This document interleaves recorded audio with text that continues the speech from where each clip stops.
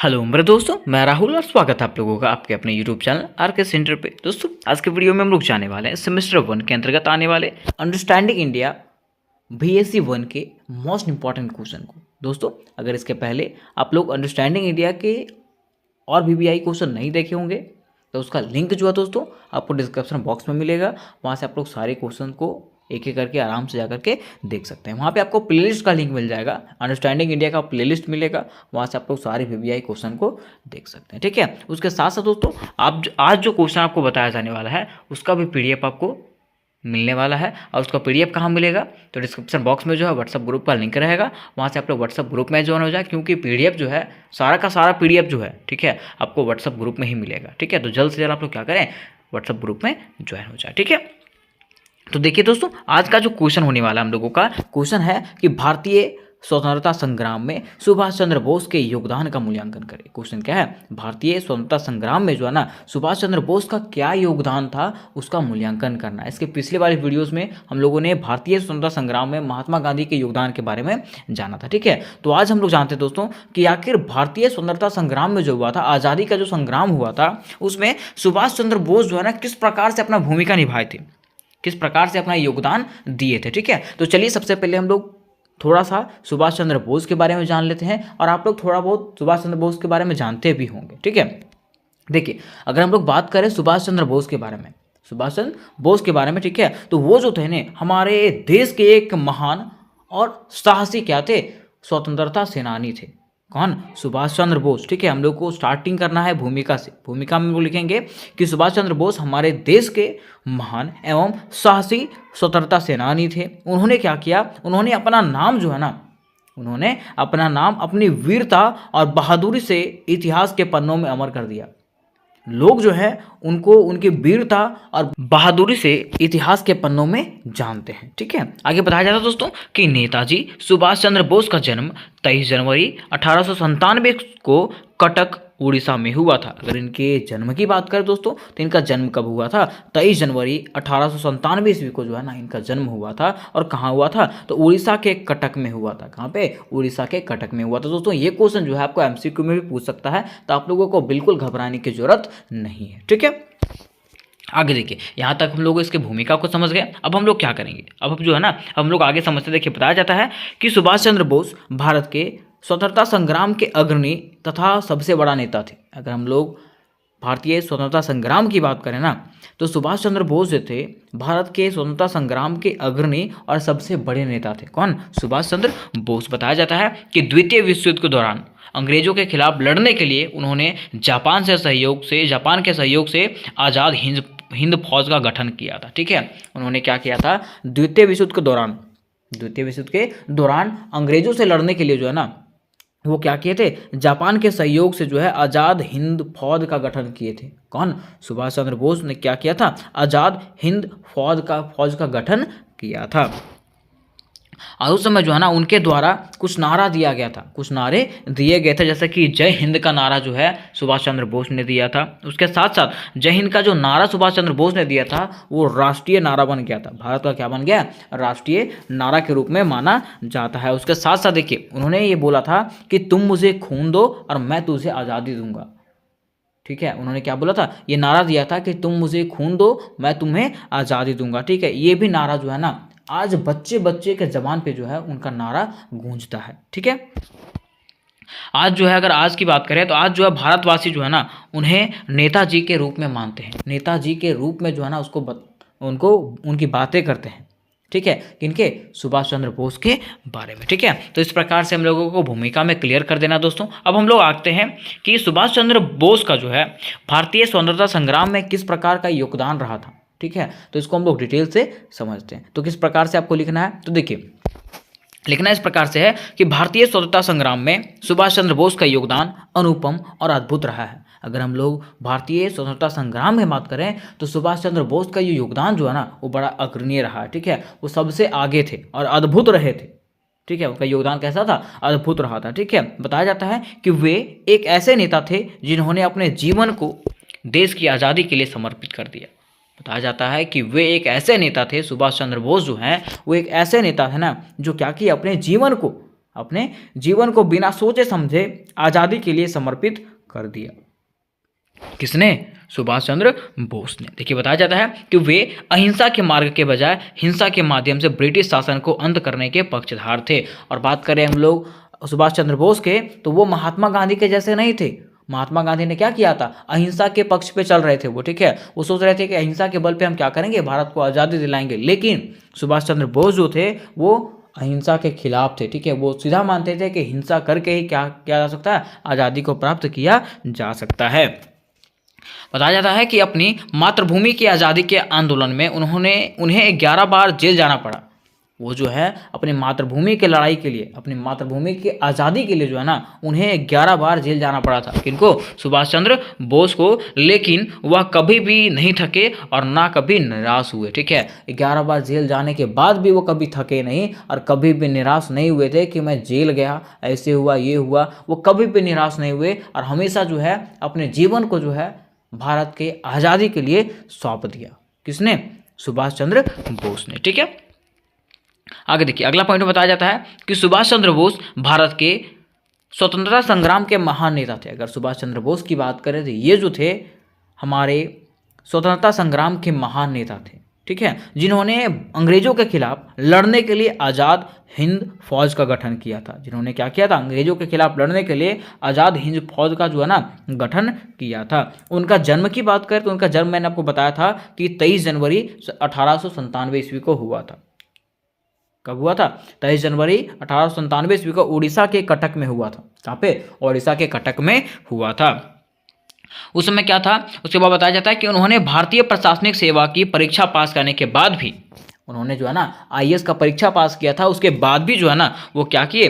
वो त्याग दिए, ठीक है। आईएएस के परीक्षा को त्याग दिए, ठीक है। उनके पद को त्याग करके जो है ना देश के आज़ादी के लिए, देश के आज़ादी के लिए जो है ना कार्य करने का फैसला लिए। कौन? सुभाष चंद्र बोस, ठीक है। तो इस तरीके से हम देख सकते हैं कि इनके अंदर जो था कैसा जज्बा था, हमारे भारत को आज़ाद करने का, हमारे भारत को स्वतंत्र करने का कितना जज्बा था इनके अंदर, ठीक है। इसलिए जो है आज बच्चों के मुंह पे जो है ना, जबान पे जो है इनका नाम आता है, सुभाष चंद्र बोस का। इनके नारा आता है, ठीक है। क्या?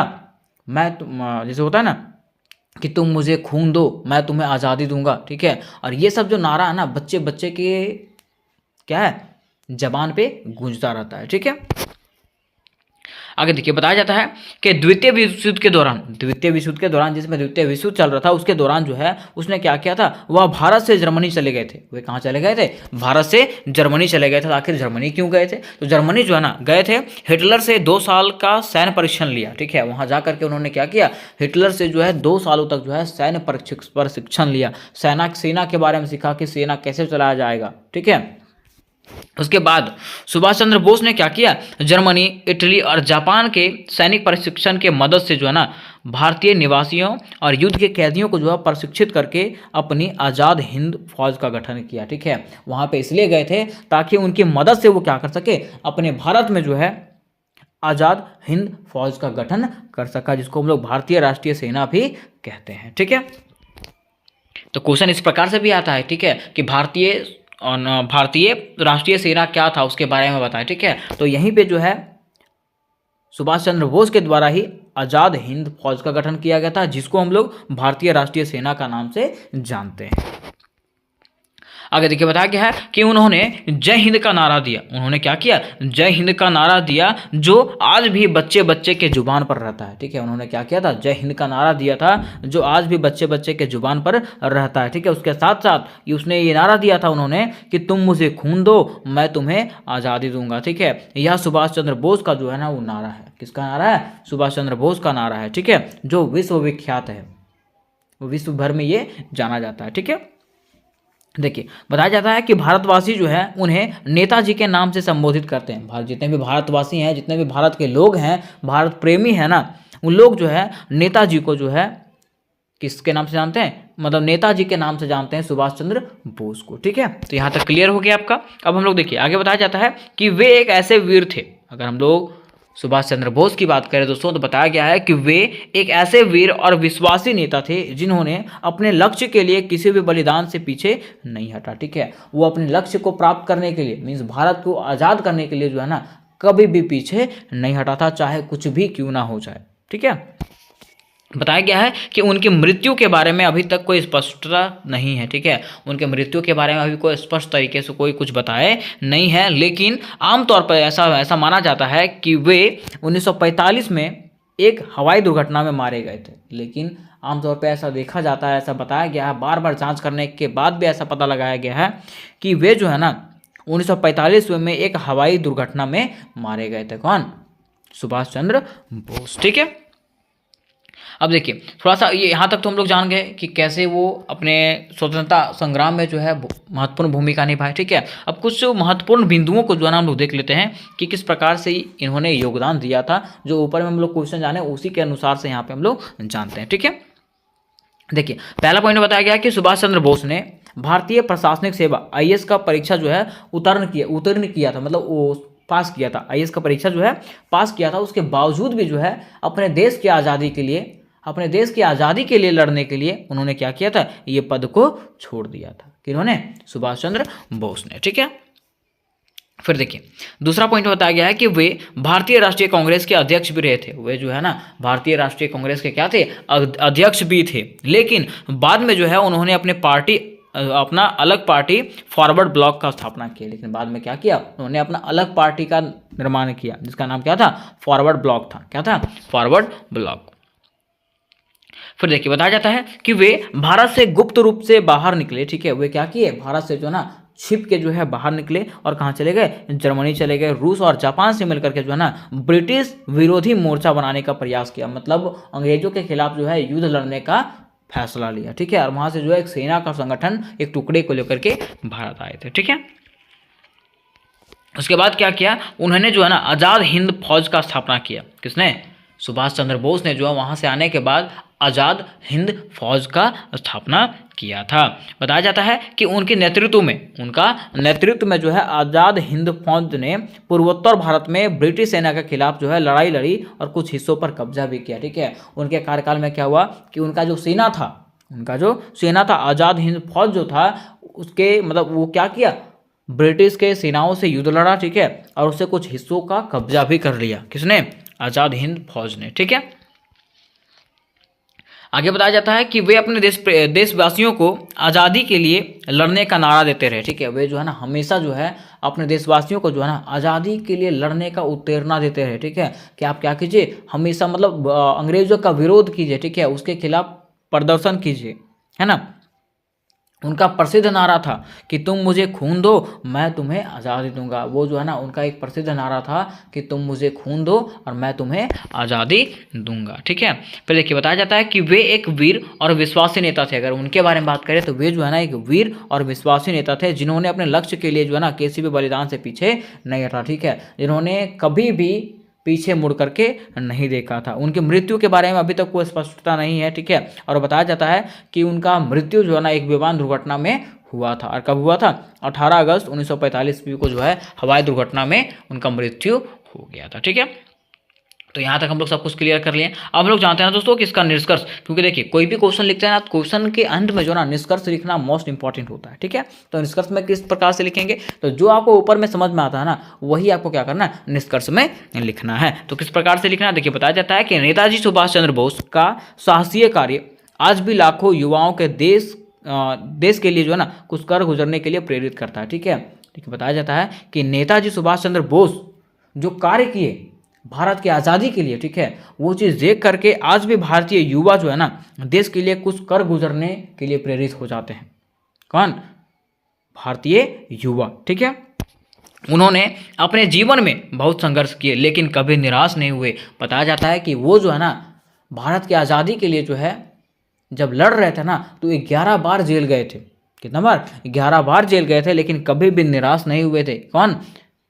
सुभाष चंद्र बोस। बताया जाता है कि 23 जनवरी को जो है ना सुभाष चंद्र बोस के जन्मदिन को भारत सरकार ने पराक्रम दिवस के रूप में मनाने का निर्णय लिया। ठीक है, और जिस दिन इनका मृत्यु हुआ था नहीं, जिस दिन जो है ना इनका मृत्यु का दिन नहीं, ठीक है, 23 जनवरी को जो है सुभाष चंद्र बोस के जन्मदिन पर जो है ना भारत सरकार जो है पराक्रम दिवस के रूप में मतलब मनाने का ऑर्डर दिया, आदेश दिया है कि 23 जनवरी को क्या मनाया जाएगा, पराक्रम दिवस के रूप में मनाया जाएगा। ठीक है, तो उम्मीद करते हैं दोस्तों कि ये क्वेश्चन आपको बेटर तरीके से समझ में आ गया होगा, और अगर ये क्वेश्चन आपको बेटर तरीके से समझ में आ गया होगा दोस्तों तो वीडियो को लाइक करें, अपने दोस्तों के साथ शेयर करें, क्योंकि उनका भी एग्जाम आने वाला है, सेमेस्टर 1 का हो चाहे कोई भी एग्जामिनेशन का हो, ठीक है, उनका एग्जाम आने वाला है और ये हर एक एग्जामिनेशन के लिए इंपॉर्टेंट होने वाला है। ठीक है, अगर इससे रिलेटेड और भी अगर आपको कोई क्वेश्चन चाहिए होंगे, चाहे वो मेजर हिस्ट्री हो, माइनर हिस्ट्री हो, ठीक है, कोई भी किसी भी सब्जेक्ट का हो, है ना, तो मुझे कमेंट बॉक्स में पूछ सकते हैं, और डिस्क्रिप्शन बॉक्स में जो है सारे सब्जेक्ट के इंपॉर्टेंट क्वेश्चन का लिंक दिया हुआ है, वहाँ से आप लोग सारे इंपॉर्टेंट क्वेश्चन को देख सकते हैं, उसके साथ साथ व्हाट्सअप ग्रुप में भी ज्वाइन हो सकते हैं। ठीक है, तो मिलता है नेक्स्ट वीडियो में दोस्तों, तब तक के लिए जय हिंद, जय भारत।